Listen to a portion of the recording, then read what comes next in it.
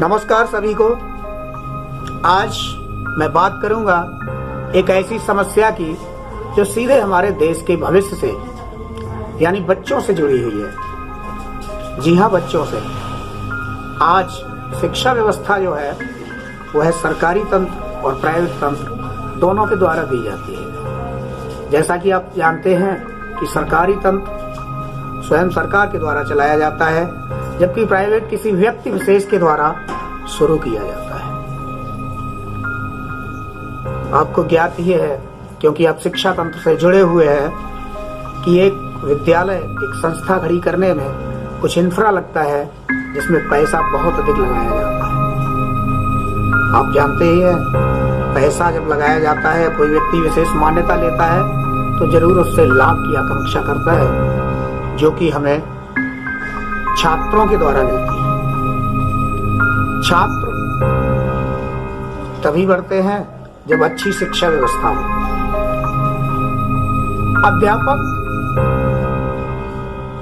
छात्रों को पढ़ाने के लिए आधार होते हैं। छात्रों की संख्या में वृद्धि भी अध्यापकों के द्वारा ही होती है।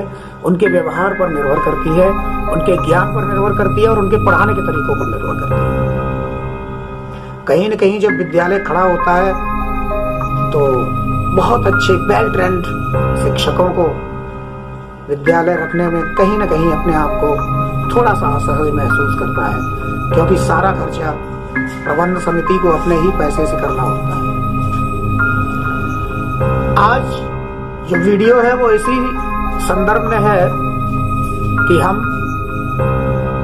विद्यालय, अध्यापक और छात्र, इन सबके बीच सामंजस्य किस तरह से हो सके, इनका तरीका और व्यवहार कैसा होना चाहिए। एक समस्या है कि जब अनट्रेंड शिक्षक को लगाया जाता है तो उसे पता नहीं होता है किस तरह से पढ़ाना है, क्या पढ़ाना है, कितना पढ़ाना है, मैनेजमेंट से किस तरह से बिहेव करना है, मैनेजमेंट हमसे क्या एक्सपेक्टेशन रखता है। इन सारी चीजों को समझना होगा, जिससे कि छात्रों का भी नुकसान ना हो, विद्यालय मैनेजमेंट की भी थोड़ी बहुत इनकम होती रहे और जो अध्यापक पढ़ा रहे हैं उनका भी ज्ञानवर्धन हो। इस चैनल को बनाने का सिर्फ एक ही उद्देश्य है, जो शिक्षक स्वयं को कक्षा में जाने पर असहज महसूस करते हैं या फिर उन्हें समझ नहीं आता है कि किस तरह से पढ़ाएं, क्या करें, इन सारी चीजों को मैं इस चैनल के माध्यम से आप लोगों को दिखाऊंगा।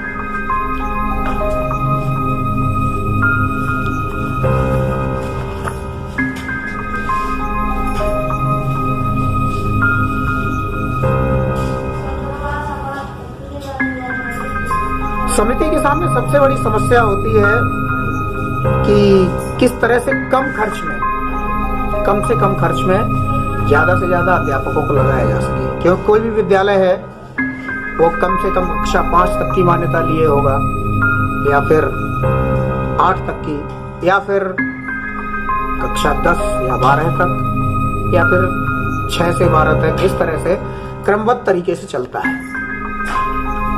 अब चूंकि इंफ्रा बनाया हुआ है विद्यालय प्रबंध समिति ने, तो 10-12 कमरे भी होंगे, उसमें प्रधानाध्यापक कक्ष भी होगा, इस तरह से फील्ड भी होगा, तो काफी खर्चा करती है प्रबंध समिति। और जब प्रबंध समितियां यानी कि मैनेजर या मैनेजिंग डायरेक्टर जब खर्चा करता है, मैनेजमेंट ने जो पैसा लगाया हुआ है वो आएगा कहां से? खर्चा भी निकालना है और कुछ थोड़ी बहुत पैदावारी भी करनी है। वह सारा कुछ कहाँ से आता है? वह छात्र संख्या से आता है, छात्रों के द्वारा आता है। और छात्रों में अगर गुणवत्तापूर्ण शिक्षा नहीं पहुंचेगी तो फिर छात्रों की संख्या पर प्रभाव पड़ेगा और विद्यालय प्रबंध समिति को दिक्कत होगी। एक तरफ जहाँ ट्रेंड शिक्षक महंगे मिलते हैं, वहीं अनट्रेंड शिक्षक थोड़े सस्ते मिल जाते हैं और प्रबंध समिति अनट्रेंड शिक्षकों की तरफ ज्यादा ध्यान देती है। कभी कभी ऐसा होता है प्रबंध समिति को ज्ञात नहीं होता है कि शिक्षकों को किस तरह से वेल ट्रेंड किया जाए, किस तरह से समझाया जाए कि क्या पढ़ाना है, किस तरह से बिहेव करना है बच्चों के साथ।